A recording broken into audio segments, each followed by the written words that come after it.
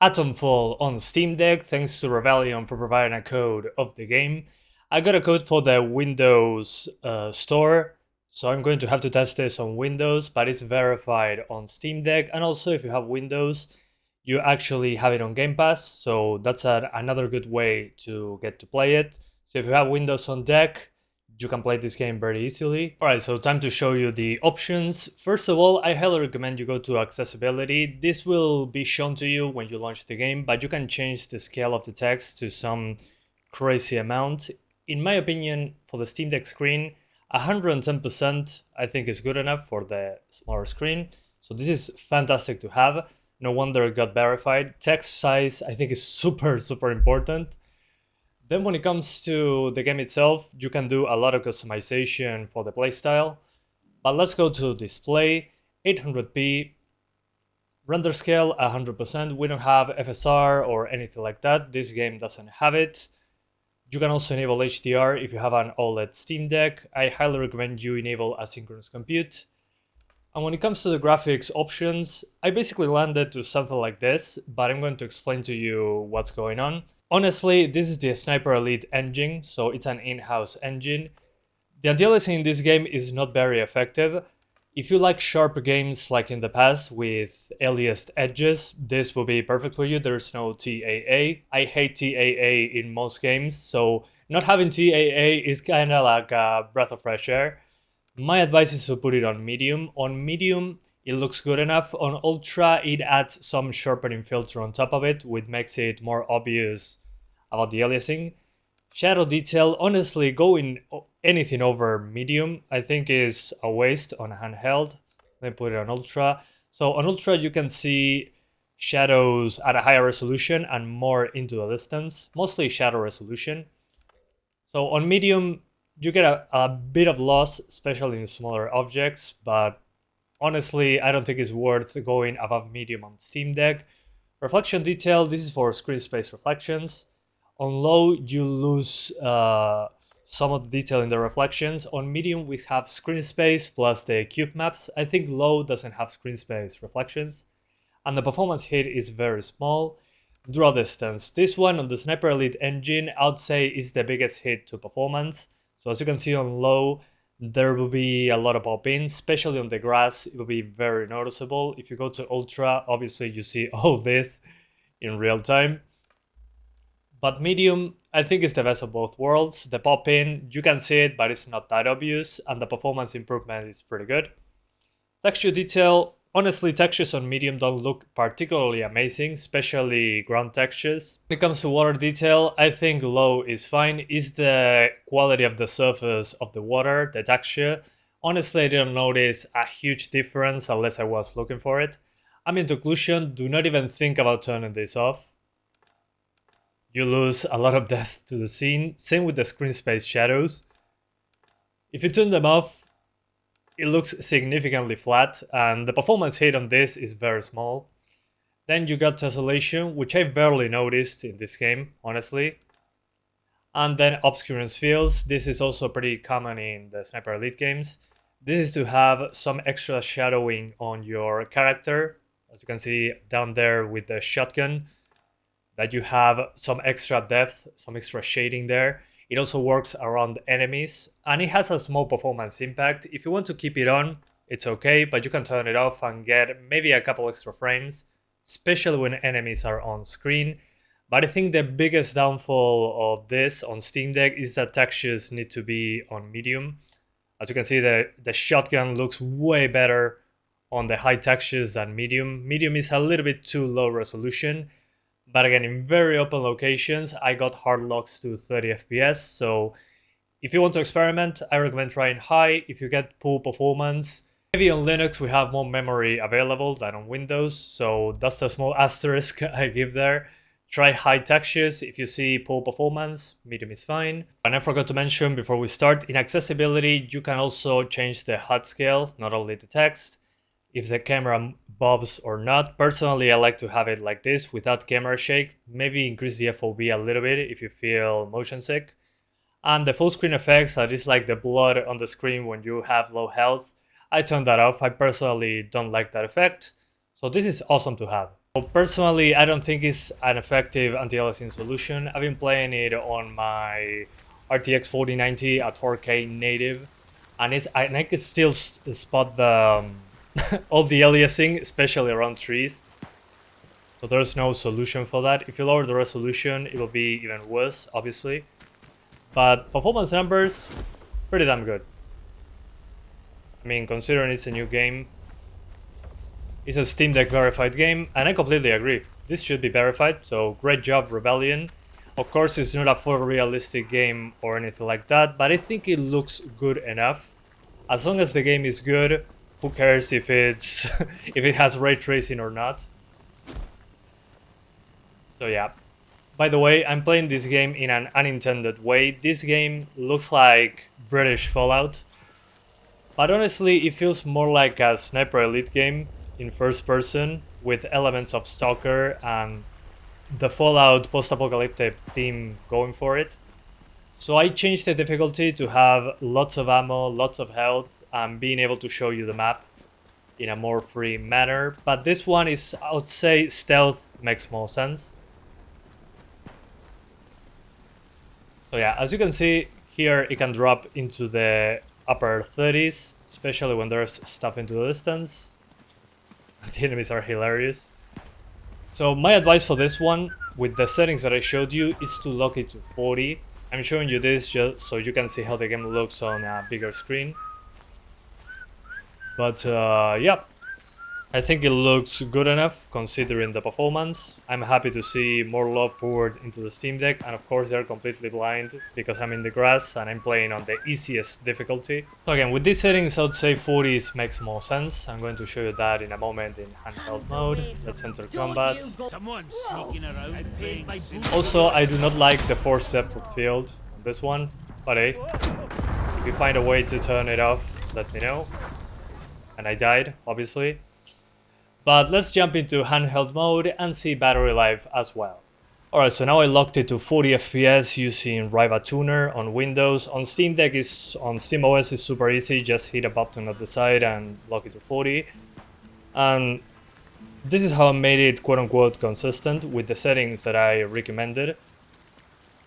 Personally, in this game, I wouldn't lower the resolution scale unless you are maybe targeting 45 FPS. But the game looks very aliased if you lower the resolution, because we don't have the upscaling magic from maybe TAA or FSR 2 or 3. So that's something to keep in mind. Wait a minute. Of course, I have to reload each time. Need to reload.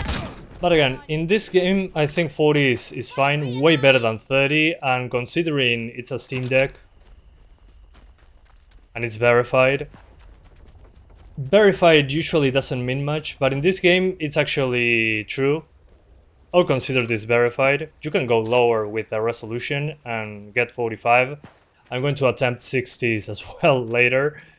But again, in this game, since we don't have TAA or anything like that, lowering the resolution is very, very obvious that the game will look pixelated. The aliasing gets significantly worse.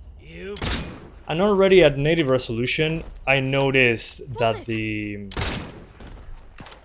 aliasing is very, very obvious. At 4K, again, the aliasing is still very present. It's something to do with the engine. Same happened with Sniper Elite 5, Sniper Elite Resistance.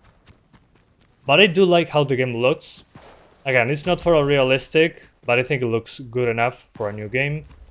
It's just that the aliasing, at least for me, is very distracting.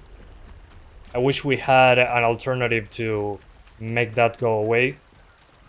But hey, it's nice to see a game that doesn't rely on TAA, on blurry TAA. And is this game open world? Actually, it's more like areas separated with loading screens. So let's get into the village. And here there'll be a small loading screen. I honestly do not mind having a loading screen in between areas. That will mean better performance in the long run, let's be honest here. If the engine is not made for open world stuff with huge maps. But again, the small maps here that I'm talking about actually have a pretty decent size. You can save on a lot of issues by just loading the necessary area. So yep, I'm pretty impressed with the performance, all things considered. Let's try 45 very quickly. So for 45 FPS, I recommend reducing shadow quality to low. Then draw distance, you have to go with low, so there will be some pop in. And apart from all that, you gotta sacrifice obscurance fields. And unfortunately, we gotta lower the render scale a bit, so 90%, 10% less pixels, which makes more obvious the distracting aliasing that I was talking about. So in this village, I basically have 60s, but don't trust that. This is a less demanding map. Let me load a save super quick. Alright, so we sacrificed shadow quality and we sacrificed draw distance along with 10% pixel count in order to get consistent 45s. And as you can see here, with those sacrifices, the game looks more aliased, obviously, due to the lower resolution. But at the same time, you get closer to half the refresh rate of your Steam Deck OLED if you have one. Also on the LCD Steam Deck, this should be completely doable. Especially on the Steam Deck OLED, I think 45 FPS feels pretty damn good. And here you have those screen space reflections with cube maps. So I think that looks good enough. You don't get that white water because there's no screen space reflections.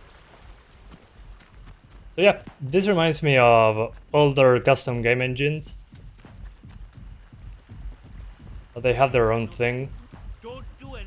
And again, I'm playing on easy, so this is just to show you the performance.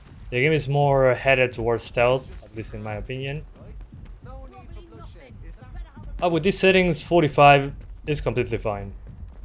I think this is the best way to play it personally. Yeah, some extra aliasing that is distracting. A bit lower shadows, especially distance and resolution, and the pop in. But you get a smoother experience. But if you want to do 40s, you get native resolution plus everything on medium. So if you want a balance there of visuals and performance, you can do 40s as well. So while I'll talk about the conclusion and my thoughts, I'm going to try and get 60 FPS. So for that, I'm going to have to sacrifice probably... Personally, I don't want to sacrifice the ambient occlusion and screen space shadows. It looks horrible without these two effects. Anti-aliasing, barely a hit to performance, so we put everything on low excepting those textures and these two things. So here we got 57, 59 with 90% resolution.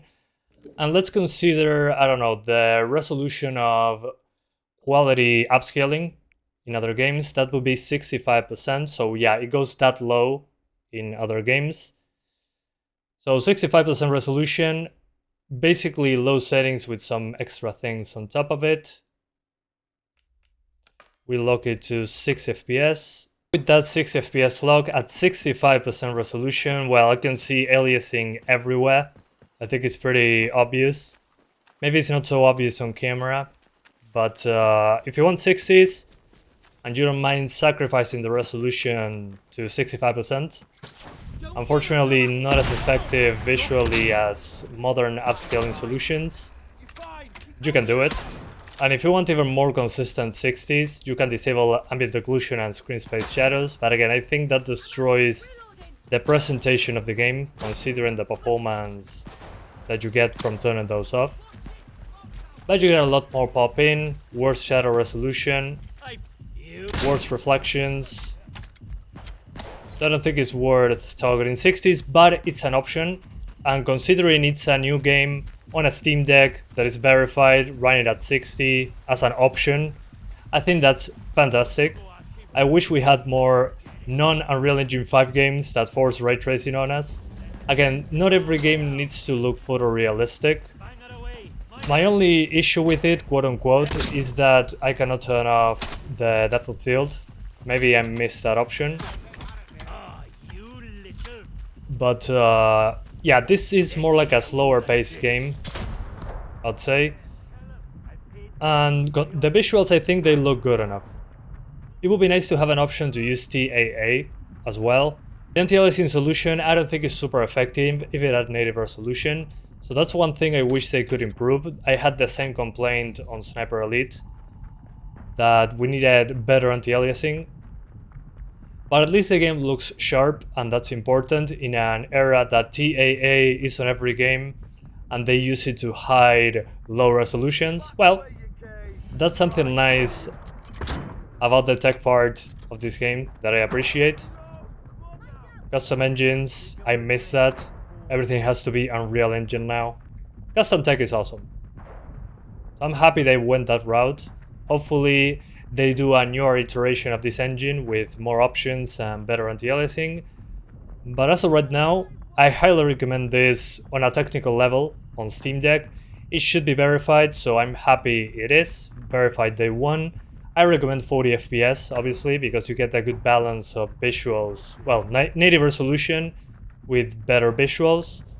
45 with a few sacrifices, or 60s with resolution sacrifice.